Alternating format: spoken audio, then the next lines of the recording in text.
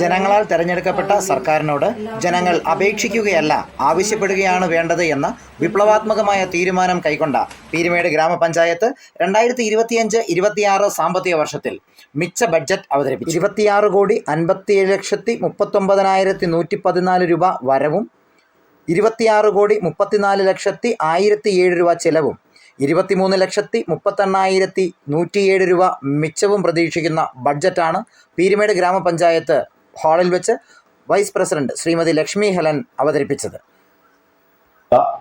അല്ലെങ്കിൽ പൊതുജനങ്ങൾക്ക് നൽകേണ്ട സേവനങ്ങൾക്ക്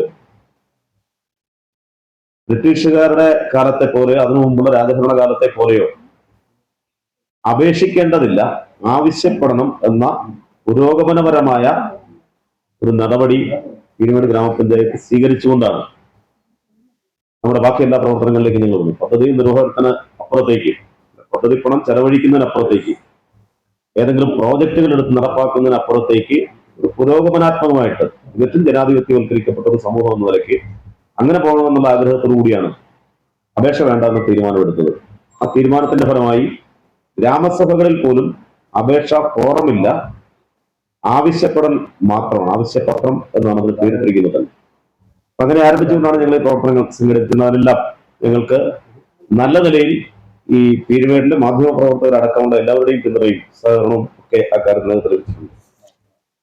ഇവിടെ ചർച്ചയുടെയൊക്കെ ഭാഗമായി വന്നിട്ടുള്ള കുറേയേറെ കാര്യങ്ങൾ ഉണ്ട്. ബഡ്ജറ്റിന്റെ തുകയൊക്കെ സംബന്ധിച്ച് ബഹുമാനപ്പെട്ട vice president panchayat president R Dineshan അധ്യക്ഷത വഹിച്ചു.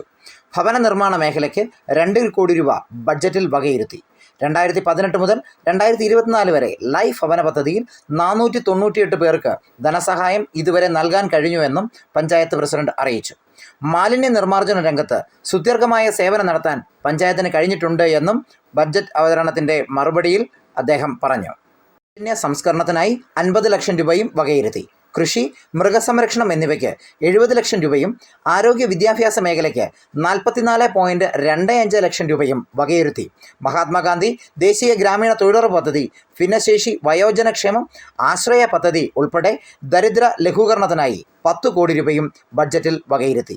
വിവിധ കുടിവെള്ള പദ്ധതികൾക്കായി 21.50 ലക്ഷം രൂപയാണ് വകയിരുത്തിയിട്ടുള്ളത്. കലുങ്കുകൾ, നടപ്പാതകൾ, കെട്ടിടങ്ങളുടെ പുനരുദ്ധാരണ പ്രവർത്തനങ്ങൾ, പൊതുമാർക്കറ്റ് എന്നിവയുൾപ്പെടെ പശ്ചാത്തല മേഖലയ്ക്ക് 2.40 കോടി രൂപയും, ടൂറിസം, യുവജനക്ഷേമം, ചെറുകിട വ്യവസായം എന്നിവയ്ക്ക് 76 ലക്ഷം രൂപയും ബഡ്ജറ്റിൽ കമ്മിറ്റിക്ക് വേണ്ടി member A Raman, standing committee ചെയർമാൻമാരായ N Sukumari, A J Thomas, Abraham എന്നിവർ ചർച്ചയിൽ പങ്കെടുത്തു. Azhutha block panchayat vice president R Selvathai, block standing committee chairperson Smitha Mol Shaijan, panchayat secretary Prem Nirmal എന്നിവർ ചടങ്ങിൽ സംസാരിച്ചു. ഇംപ്ലിമെന്റിംഗ് ഓഫീസർമാരും വേണ്ട മാർഗനിർദ്ദേശങ്ങൾ നൽകുകയുണ്ടായി. News bureau, Peermade.